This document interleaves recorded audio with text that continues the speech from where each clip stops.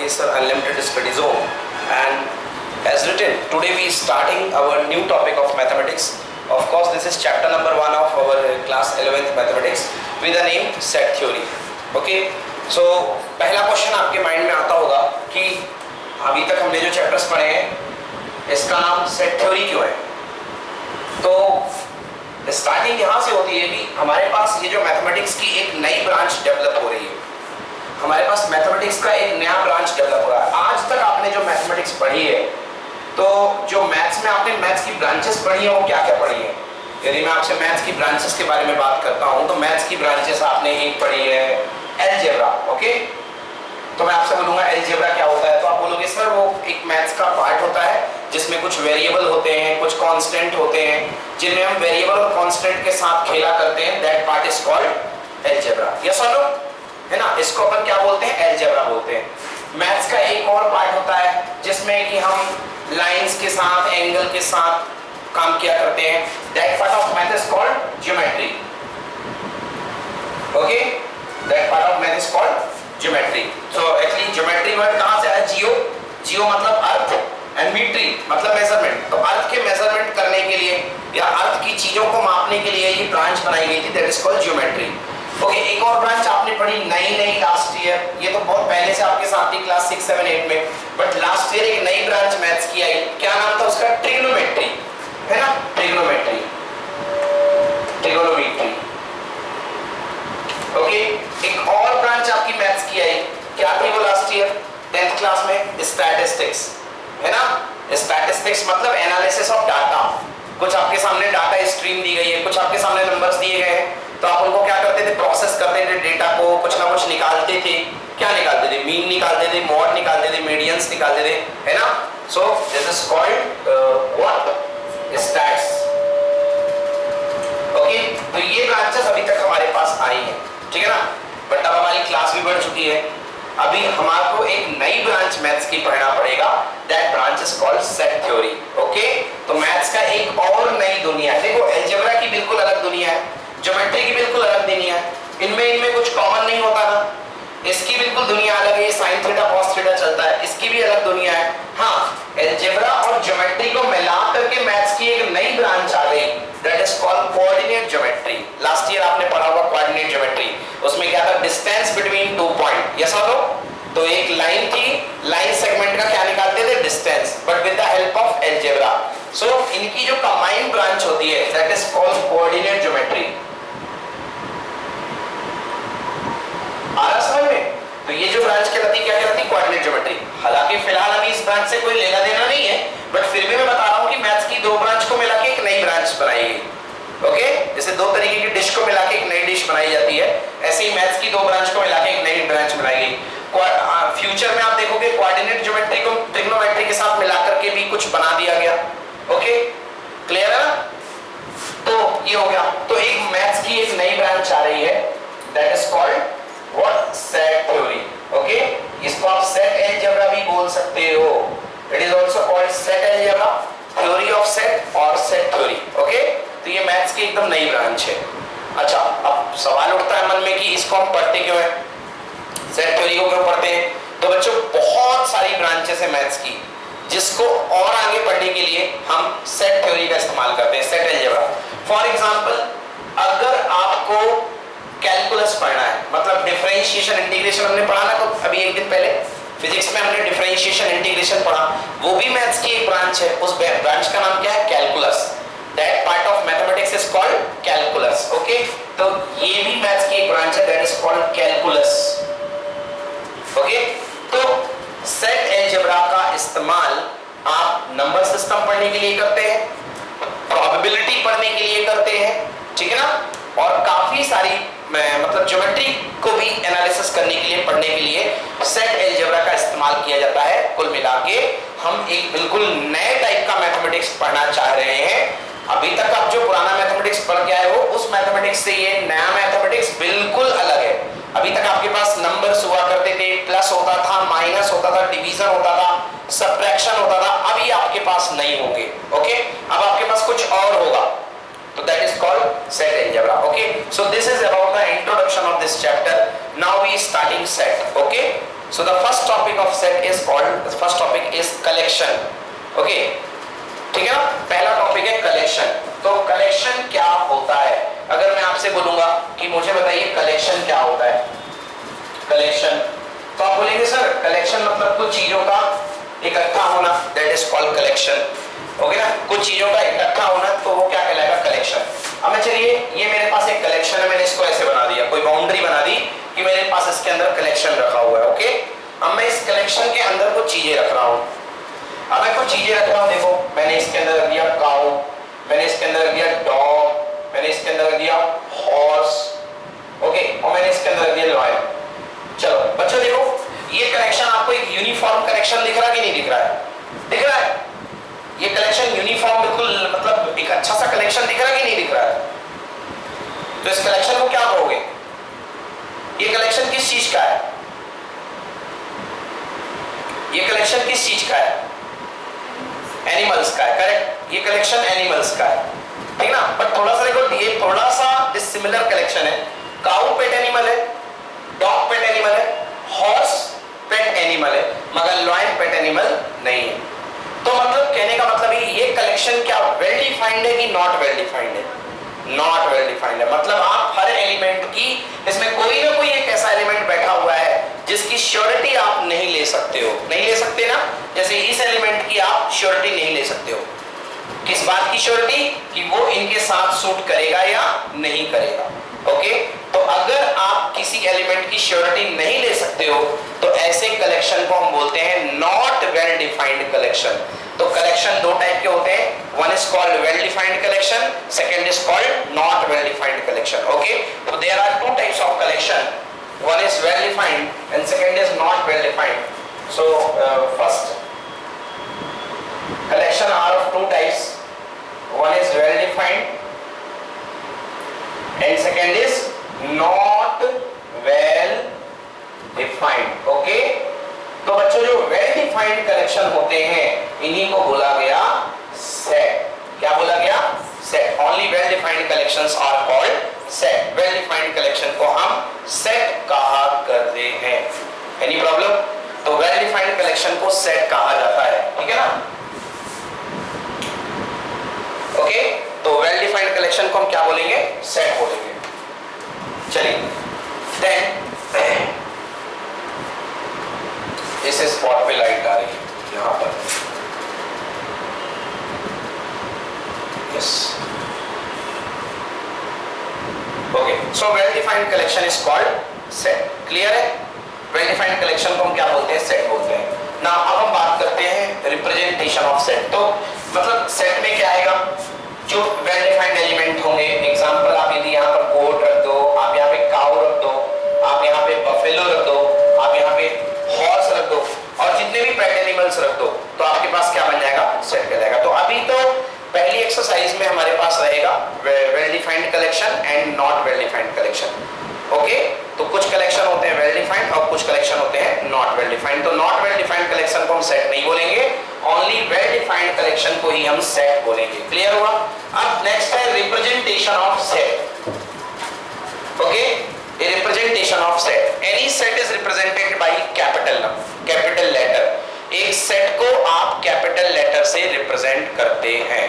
Okay, जैसे example के लिए आपके कुछ फ्रेंड्स होंगे, आपके कुछ क्या होंगे? फ्रेंड्स। आपको उन फ्रेंड्स का सेट बनाना है, आपको उन फ्रेंड्स का क्या बनाना है? सेट बनाना है। तो अभी तक की नॉलेज के हिसाब से आप एक बाउंड्री बनाओगे, क्योंकि सेट की कोई ना कोई बाउंड्री तो होगी ना, कि इस बाउंड्री के बाहर मेरे एलिमेंट नहीं जाएंगे, है ना। तो ये आपने बाउंड्री बनाई। अब आपके जो फ्रेंड्स हैं आप इनका नाम लिखोगे, तो आप अपने फ्रेंड्स का नाम लिखना शुरू करोगे। One is Khushi, second Rashmi, okay, third is Meena, Meenal, okay, and very friends are there. Okay, आपके ये सारे फ्रेंड्स हैं और इसका कुछ ना कुछ नाम दोगे। Your name of the set is always represented by some capital letter, maybe it is F, capital F, because this is F. Okay, whatever you can select any of the number, no problem. Okay, आप कोई भी number select कर सकते हो, कोई मना ही नहीं है, कोई मना नहीं है। तो first, any set is represented by capital letter. Okay, ये रिप्रेजेंटेशन होगा, सेट का सिंबॉलिक रिप्रेजेंटेशन हुआ। अब सेट को टोटली कैसे रिप्रेजेंट करते हैं ये बात हम बताते हैं। सेट को टोटली रिप्रेजेंट करने के लिए आपके पास दो तरीके हैं।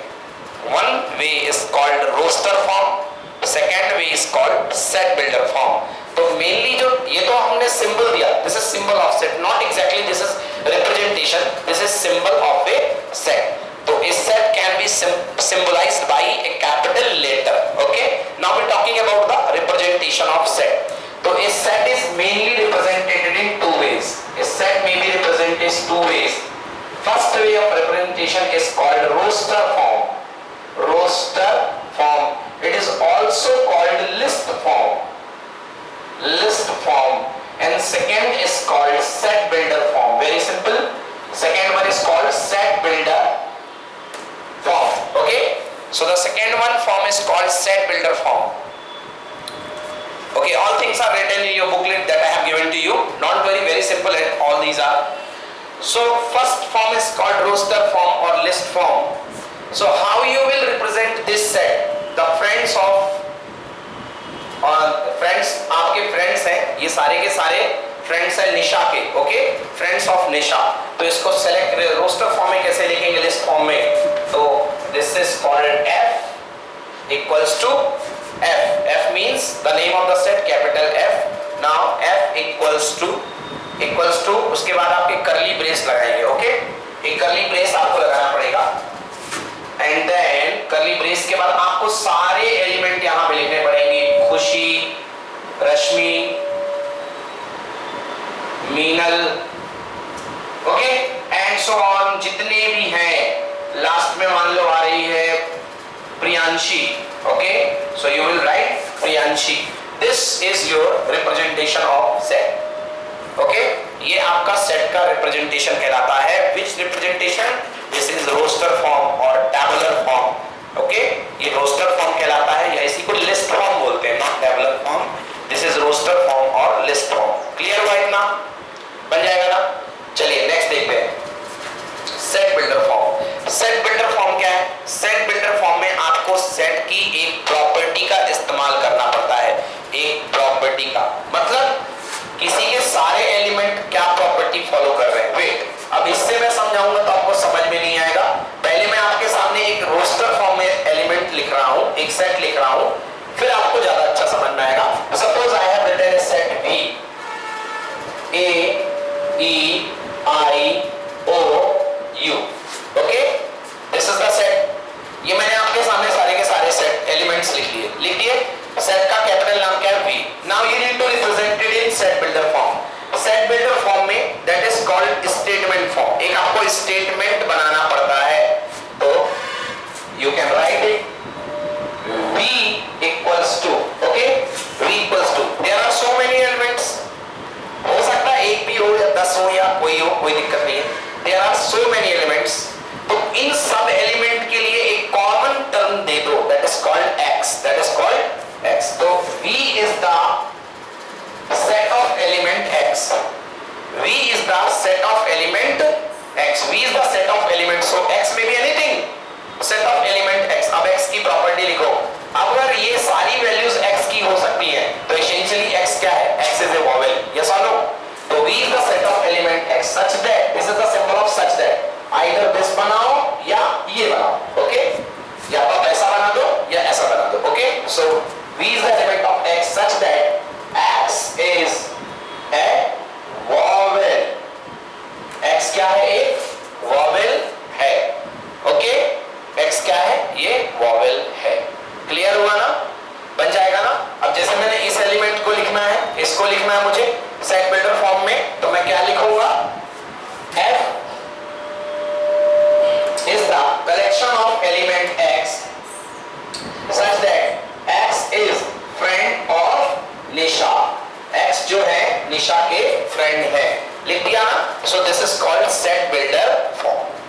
Okay, these are elements of set। ये क्या है? सेट के एलिमेंट्स। कैपिटल लेटर में क्या है? सेट है, और स्मॉल लेटर में क्या है? सेट के elements. So element of A set are represented by small letter, while the set is represented by capital letter. Okay, तो ये set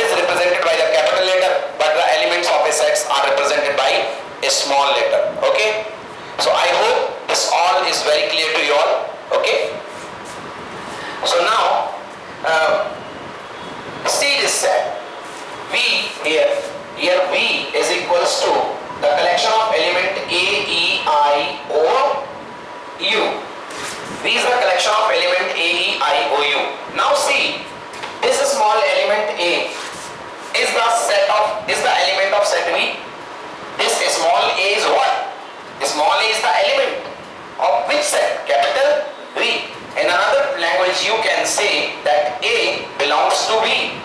A belongs to B or A is belonging to set B. Yes or no? आप अगर अपने घर में रहते हो, आप किसी भी फैमिली के हो, so you will say I am the member of Sharma family, so I belonging to Sharma family. Yes or no? तो ऐसे ये जो है ये किस सेट को बिलोंग कर रहा है? V को. तो एक belongs के लिए सिंबल होता है, that is Greek symbol is called epsilon. That Greek symbol is called epsilon. But here we will take the name of this symbol belongs to. So this symbol we will take the name belongs to. Okay? So see what we can write. Element A is belongs to V. Element E is belongs to V. Element I is belongs to V. Element O is belongs to V. Element U is belongs to V. Element B is belongs to V. Is it correct? B. B is a consonant, so you will write here a mark, cancel sign. So this is called not belongs to. This symbol is called not belongs to. So tell me the relationship given by belongs to existing between which two? Element and element or set and element? किसके बीच में relationship exist करेगी? ए set and an element. समझ में आया? तो एक set और एक एलिमेंट के बीच में बिलोंग्स टू या नॉट बिलोंग्स टू की रिलेशनशिप एग्जिस्ट करती है. या तो कोई एलिमेंट बिलोंग करेगा या कोई एलिमेंट बिलोंग नहीं करेगा. आगे बात समझ में इतनी? Any problem? तो ये हो गया belongs to and not belongs to. Set builder form हो गया, रोस्टर फॉर्म हो गया. ओके, रिप्रेजेंटेशन ऑफ सेट भी हो गया. क्लियर है? अब पढ़ते हैं types of set. Next topic is types of set. Okay, next topic is type of set.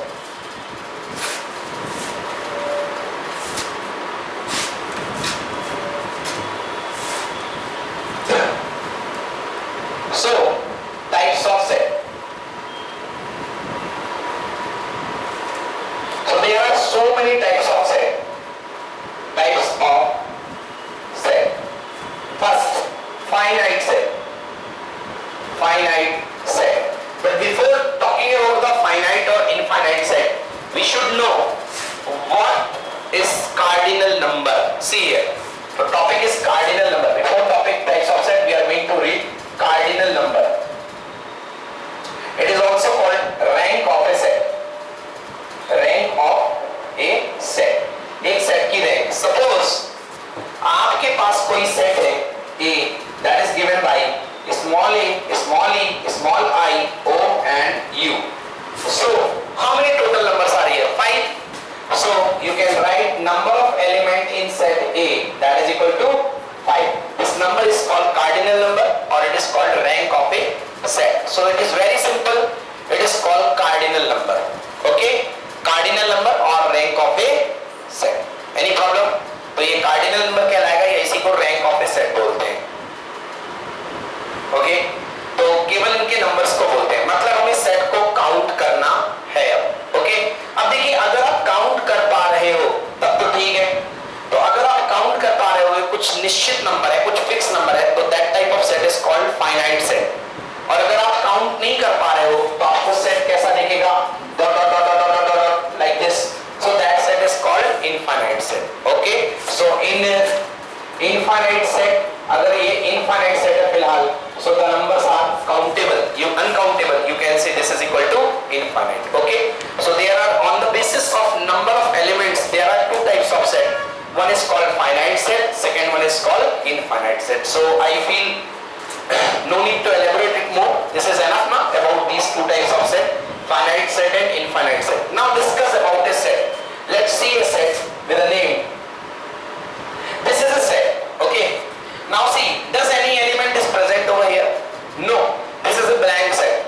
Okay, so a specific name. अगर आप इसको लिखना चाहोगे तो आप कैसे करोगे? आप बड़े अच्छे से बनाने कर्ली ब्रेस बनाओगे, बट आप देखोगे नहीं तो कुछ नहीं इसके अंदर, तो आप इसको छोड़ दोगे.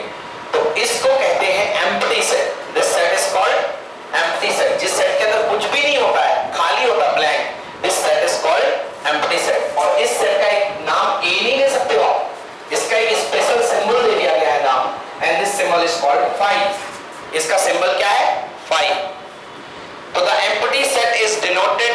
सिंबल 5। ओके, आ गया समझ में? तो एम्प्टी सेट के अंदर क्या कोई एलिमेंट होता है? नो। तो आपसे बोला जाएगा what are the number of element in empty set? You will say answer equal to 0 because there are no element. No element means 0 element. But remember if there is 0 in some set then this is not an empty set. This is not an empty set. समझ में आया? आपने exam दिया, आपकी copy नहीं check हुई, आपके marks कितने आए? नल, 0 नहीं आए. empty set, मुझे पता ही नहीं है कितने आए. There are no marks. But आपकी टीचर ने कॉपी चेक करी और आपको 0 मार्क्स दिए, then it is not an empty set. Okay, there is entry, there is some entry. What is that entry? 0. So 0 is an element, but here nothing an element. Okay, जब 0 element होगा तो इस set का नाम आप 5 नहीं दे सकते हो. सपोज इसका नाम A है, then you can write this set A is equals to element क्या है? 0. 0 is a mathematical quantity. Now you will say what are the number of element? Answer 1. Answer 1. So how many elements are here? 1 element.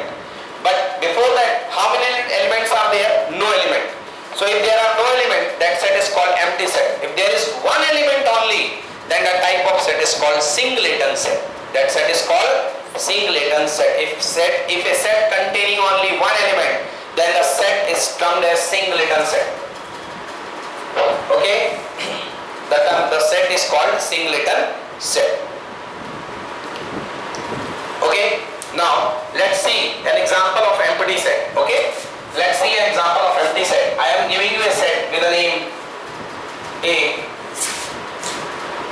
Here simple. The set of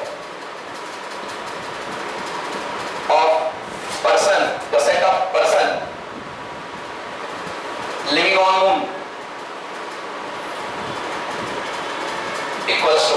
Okay, make the set of person living on moon. Is there any person that is living on moon? No person, na? No person. So this set is what? Empty set. This set is what? Empty set. So this is equal to 5. Okay. The set of real solution of equation x square plus 1 equal to 0. The set of real solution of x square plus 1 equal to 0. If I solving this, then x square equal to minus 1. Yes or no? Is this condition is really existing? No. The square of a number can be negative? No. A square is always positive. And here it is saying that the square of the number is negative.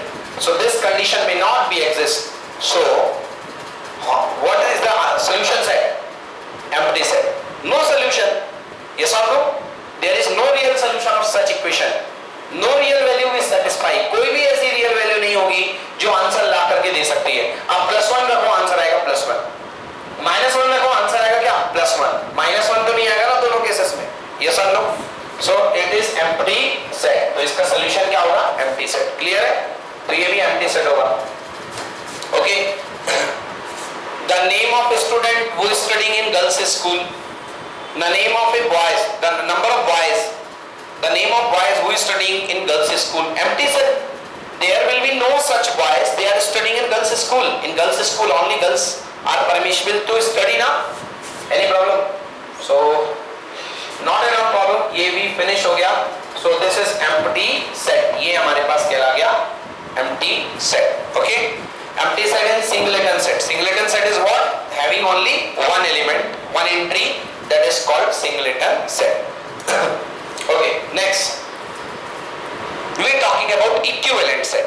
Okay. Next is equivalent set. What are equivalent set? If two sets may have different entries, but they have same cardinal numbers. Okay. One set having the entries car, scooter, bus, and second having the entry cow, dog, and buffalo or goat. You see, this is set B A and this is set B. These are the set A and set B. Now number of element in set A equals to 3. Number of element in set B equals to 3. So cardinally these sets are same. Yes or no? Identical दोनों नहीं है, दोनों बराबर नहीं है, but कैसे इनमें number of elements same है, number of elements same है. So these sets are called equivalent set. This is a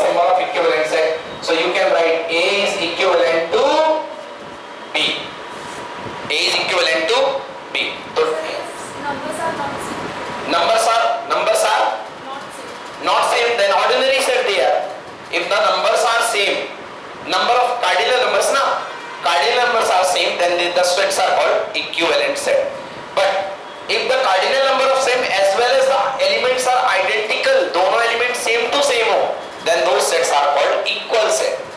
Those sets are called equal set. समझ में आया? तो अगर ऐसे एलिमेंट जिनके सेम हो, एलिमेंट भी सेम हो, नंबर ऑफ एलिमेंट तो हो और वो भी सेम हो, तो क्या कहलाएंगे अपन? Equal set. ओके, क्लियर है ना? फॉर एग्जांपल मैं एक सेट ले रहा हूं, A equals to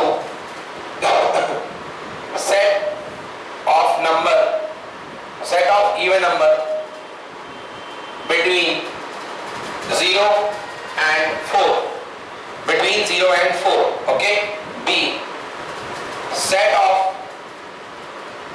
even prime numbers, set of even prime numbers. Now if I talking about set A, set of the even number between 0 and 4, so between 0 and 4 there are only three numbers, 1, 2 and 3.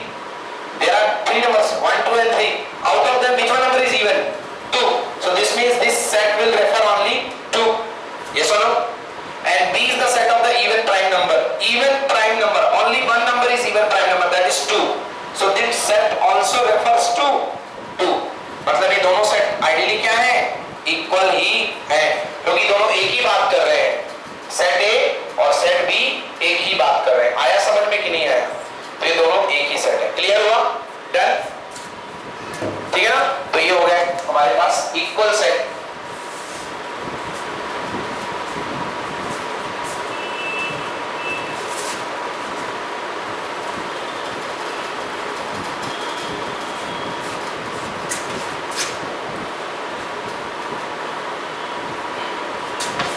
Then equal set के बाद हम पढ़ने जा रहे हैं जिसका नाम है सबसेट. ओके, इक्वल सेट के बाद हम क्या पढ़ेंगे?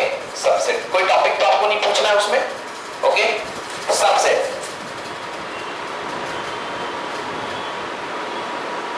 सबसेट. ओके, अच्छा मैं आपको एक बात बता देता हूं कि अगर कभी किसी जगह में सेट में जो एलिमेंट लिखे उसका मतलब ये नहीं कि एक बार ही वो एलिमेंट आ रहा है. फॉर एग्जांपल आपने एक सेट बनाया, फ्लावर्स का सेट है, तो आपने यहां लिखा रोज, मैरीगोल्ड, लिली. तो आपको क्या लग रहा है? आप किसी ऐसे बगीचे की बात कर रहे हो जहां पर एक ही रोज है, एक ही मैरीगोल्ड है, एक ही लिली? नो, यहां पर एक से लेकर के करोड़ों अरबों अनकाउंटेबल रोज हो सकते हैं, बट आप उस रोज को कितने बार लिखोगे? एक बार. ओके, यहां पर एक से लेके कितने भी मैरीगोल्ड होंगे आप एक बार लिखोगे. समझ गए ना? तो सेट क्वांटिटी पर बात नहीं करता है. ओके, कितने भी वो हो सकते हैं. जैसे आपने लिखा, आपके पास एक शब्द आया इलाहाबाद. ओके, अब आपको इसके लेटर्स का सेट बनाना है, तो you have given the name of some set L. कुछ एल तो अंदर ही है, कुछ नाम दे दो उसको पी दे दिया. ओके, अब आप सेट बना रहे हो. ए कितने बार आ रहा है? 1, 2, 3. कितने बार लिखेंगे बच्चा? 4 बार. कितने बार लिखेंगे? एक बार ही लिखेंगे. ओके, 1, 2, 3, 4 टाइम्स आ रहा है, बट लिखेंगे एक बार. देन क्या? एल. देन क्या? then D. And order is also in matter. Doesn't matter you shuffle them, write in which way, D first, then B after, no problem. Okay, so this is your set. मतलब कितने times कोई आ रहा है इससे आपका मतलब नहीं है. बन जाएगा. So this is how to write a set. Now again we talking about the subset. Subset. Subset मतलब छोटा सेट. Subset मतलब छोटा set. Okay, okay, subset means छोटा सेट. आइए देखते हैं, मैं एक सबसेट बनाता हूं. आपके पास एक सेट है, सपोज आपके पास एक सेट है. सबसे पहले मैं एक सेट ले रहा हूं ए. इसके अंदर एक ही एलिमेंट है, स्मॉल ए. ओके, एक ही एलिमेंट है क्या? स्मॉल ए. क्लियर है? अब आपको इसका सबसेट बनाना है. समझो, मैं बड़े से लेके चल रहा हूं तो ज्यादा अच्छा समझ आएगा. You have 3 elements A, B and C. So you having number of element in A equal to how much? 3. Now you need to make subsets. छोटे-छोटे सेट बनाने हैं इसके. बता सकते हो कितने सबसेट बनेंगे इसके? 3 बनेंगे. चलो बनाना शुरू करता हूं मैं. ठीक है, तो सबसेट बनाता हूं मैं इसका. तो सबसेट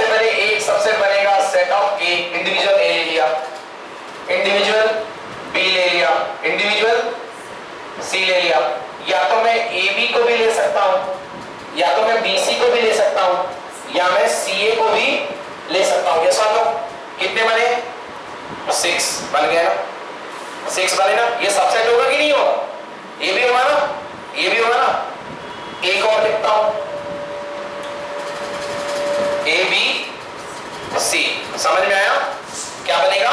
ए बी एंड सी। अच्छा ये क्यों बनेगा? आप बोलोगे सर ये तो सेट है, फिर ये सबसेट क्यों हुआ? अभी मैंने बताया था आपसे कि एक सेट में कितने एलिमेंट्स हो सकते हैं? एक, बहुत सारे। उनमें से आपने एक एक को उठाया, बोलो एक एक को उठाया।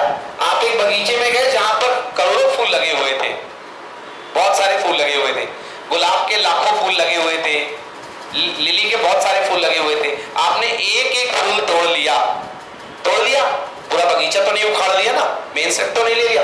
फिर उससे जो सेट बनाया वो भी तो यही बनेगा ना, बट ये है क्या? इसका सबसेट, छोटा सेट है ना, so this is called subset. Clear हुआ? नहीं हुआ clear? This is called subset. One more subset is there, one more subset is there. एक सबसेट और बनेगा और वो सब में बनता है। जैसे कि हर नंबर का फैक्टर 1 होता है ना कंपलसरी। हर नंबर का फैक्टर क्या होता है? 1, और वो खुद नंबर। जैसे मैं लिखूंगा 4, तो 4 को तो दो लोग तो डिवाइड करने वाले हैं ही, एक होता है और एक वो नंबर खुद होता है। ऐसे ही हर सेट के 2 सबसेट तो बनेंगे ही, एक तो वो खुद और एक और सेट होता है, that is called empty set. Her set के अंदर थोड़ा सा स्पेस हुआ करता है, थोड़ा सा तो होगा ना space. So empty set is also subset of all the sets. Okay, so empty set is also subset of all the sets. So how many total elements are there? 1 2 3 4 5 6 7 and 8. Okay, so total there are 8 subset, total there are 8 subset. आया समझ में? Now you can write subset in which way? Yes, this is set of A. This is the subset of capital A. Na? So now, with respect to this one, this is subset. With respect to this one, this is called superset. This is called superset. So this is curly brace. A is the subset, and this one is the superset. So you can write. अगर ये पापा है, तो ये क्या है? बेटा है ना? पापा का थोड़ा सा गुण बेटे के अंदर आ गया ना? पापा के तो आएंगे गुण। So this is a small a, set small a is the subset of capital A. I write here child, C for child. Small a is the child. Set of small a is the child of A. See here, this is not belongs to, because set A is not an element. Set A is the subset. A was the element. A element था, तो A और capital A के बीच में relationship क्या exist करती थी? Belongs to. But capital A और set ए के बीच में रिलेशनशिप क्या एग्जिस्ट करेगी? सबसेट। समझ में आया? Set B is the subset of A, set C is the subset of A, set C, this is the subset of A, this is subset of A, this is also subset of A, this is also subset of A, this is also subset of A, but this is something different with all the sets, because इसमें सारी possibility contains है. So this is called equal subset. What subset? Equal. तो जो पूरा subset बनता है, that subset is called equal subset, and rest subsets are called proper subset. जो बाकी बचते हैं वो क्या कहलाते हैं? Proper. और एक जो बचता है वो क्या कहलाता है? Equal. समझ में आया? तो ये कहलाएगा equal subset और ये कहलाएगा proper. Clear हुआ कि नहीं हुआ? आया समझ में अच्छे से? चलिए नेक्स्ट देखिए। तो अगर 3 एलिमेंट थे तो कितने बने subsets? 8। Number of subset equal to 8। Clear हुआ? हाँ। अब चलिए मेरे पास 2 एलिमेंट है, ए और बी। बोलो सबसेट कितने बनेंगे? सबसे पहला क्या बनेगा? इसका नाम ले लो, पी ले लो। हाँ, तो पी के सबसेट क्या बनेगा? बोलो सेट ऑफ ए बनेगा। यस और no? Set of A is the subset of P. एक और क्या बनेगा? Set of B is the subset of P. एक और क्या बनेगा? Set A and B is the subset of P. Subset or equal subset? Equal subset. And last is phi. Phi is the subset of P. समझ में आया? So how many are there? 1, 2, 3 and 4. याद आया? तो ये 4 हो गए। तो देखो 2 एलिमेंट लेते हो तो 4 बनते हैं, 3 एलिमेंट लेते हो तो कितने बनते हैं? 8। कैसे हुआ? 2 आंसर कितना आता है 4। 2 की पावर 3 कितना आता है 8। तो मतलब यदि n एलिमेंट लोगे तो कितने सबसेट बनेंगे 2 की power n। So a set having n elements, okay, it will contain how many subsets 2 की पावर n। क्लियर हुआ? एक एलिमेंट ले लो, एक एलिमेंट के कितने सबसेट बनेंगे 2 की पावर 1। आंसर इक्वल टू कितना 2। ले लो एक एलिमेंट का एक सेट, ये ले लिया, एक सेट है कैपिटल A, इसके अंदर केवल एक एलिमेंट है A। इसके बनने वाले सबसेट क्या होंगे? एक तो बनेगा केवल स्मॉल a, यस और no, but now this is the equal subset of A, और A क्या बनेगा 5। 5 is the proper subset of A। Clear not clear? Done?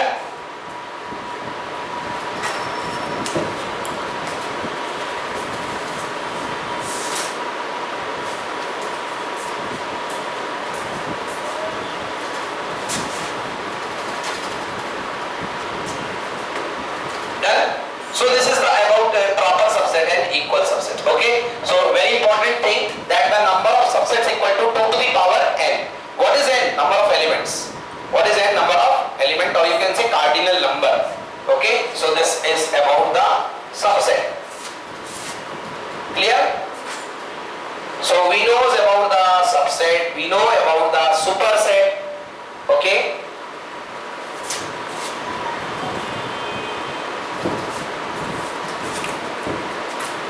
Now see power set.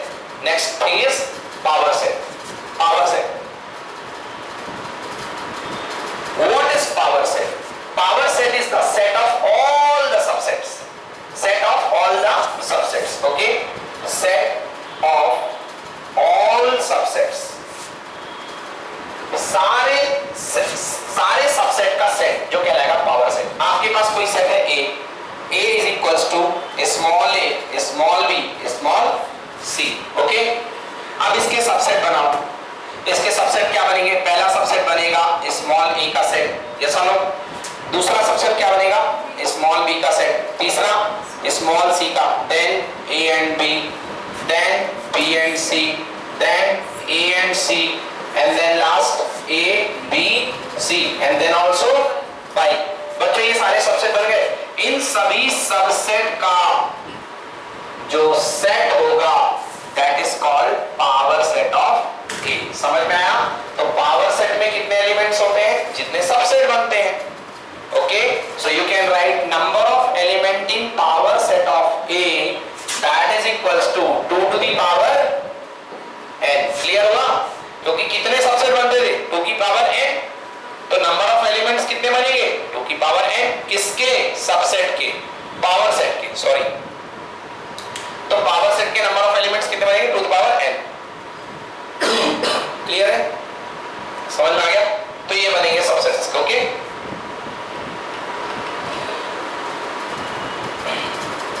Now tell me कि यदि मैं लिखूं कि set A, this is set A, okay, मैंने क्या लिखा? यहां लिख रहा हूं मैं set A, okay, this is power set of A।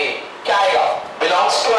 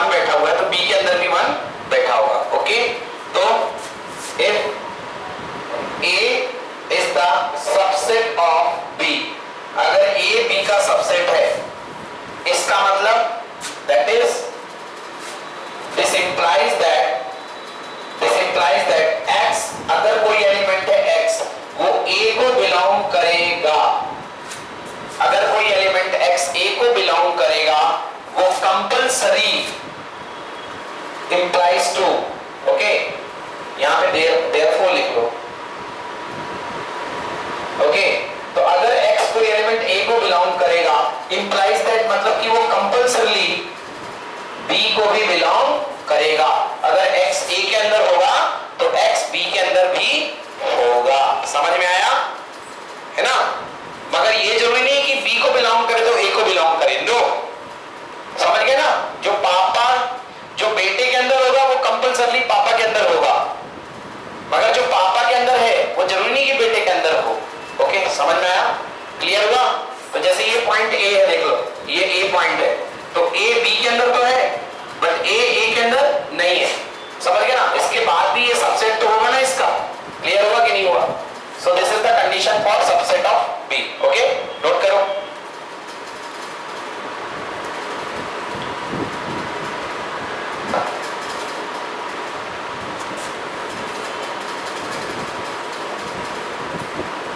Clear हुआ? अब दो सेट अगर इक्वल है, A इक्वल्स टू बी, तो सबसेट के रिस्पेक्ट में इसकी डेफिनेशन देखो। अब आप पहले ऐसे समझो, दो सेट इक्वल है मतलब वो ओवरलैप हो जाएंगे। ये पहले सेट A है और इसी के ऊपर आपने सेट B को रख दिया। अब भाई इक्वल है तो ओवरलैप तो होंगे, मैं अलग से नहीं बना सकता हूं। अब देखना इसकी definition. Okay, if x belongs to A, this implies that x belongs to B। अगर जो A के अंदर है वो किसके अंदर होगा?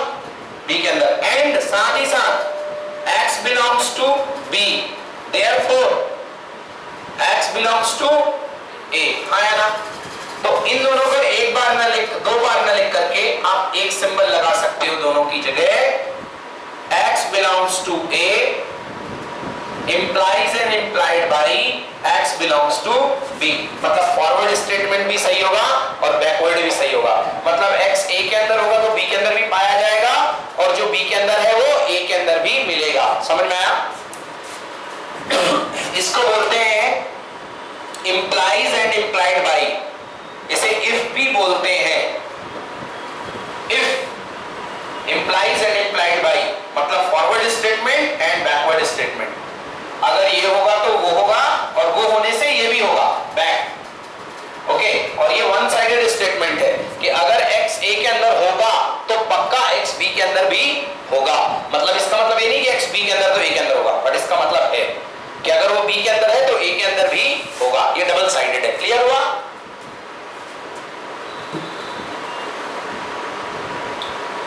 Any problem?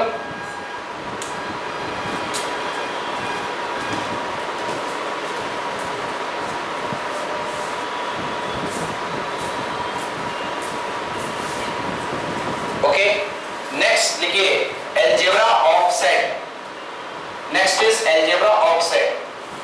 सेट का अलजेब्रा, बचपन में हमने नंबर सिस्टम का अलजेब्रा पढ़ा था ना? नंबर सिस्टम का अलजेब्रा, प्लस माइनस डिवीजन। अब ये अलजेब्रा मतलब मैथ्स क्या होगा इसका? सेट को हम एक दूसरे के साथ कैसे ट्रीट करेंगे? आपको मन में आ रहा होगा ना, मैं सेट को जोड़ूं, सेट को सब्ट्रैक्ट करूं, सेट को मल्टीप्लाई करूं, एक अलग ही मैथमेटिक्स चल रही ना। तो सेट का मल्टीप्लिकेशन, सेट का डिवीजन, तो ऐसा नहीं है हम चाहेंगे मल्टीप्लिकेशन तो मल्टीप्लिकेशन हो जाए। कोई और नाम होंगे, जैसे पहली बार आपके सामने उस दिन आया डिफरेंशिएशन, है क्या? ये भी तो एक टूल है ना, ये भी तो एक चीज है। ऐसे ही सेट की दुनिया में कुछ चीजें आपके सामने बिल्कुल नई नई आ रही हैं। तो सेट आपस में कैसे रिएक्ट करेंगे, सेट को आपस में क्या क्या कर सकते हैं, तो that is called operation on sets. सबसे पहला है operation on sets is called union operation. First is union operation. Okay, union operation, union operation. Okay, union को हिंदी में बोलते हैं सर्वनिष्ठ। सर्वनिष्ठ, सर्वनिष्ठ का मतलब सब, सर्वनिष्ठ का मतलब सब। ओके, सर्वनिष्ठ का मतलब सब। अब समझिए, जैसे आपके स्कूल में ये बच्चे फिजिक्स पढ़ते हैं और ये बच्चे केमिस्ट्री पढ़ते हैं।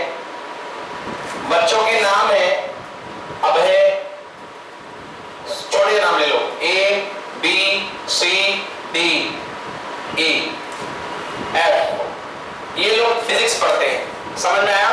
नाउ केमिस्ट्री पढ़ने वाले स्टूडेंट के नाम है GHIJKEF।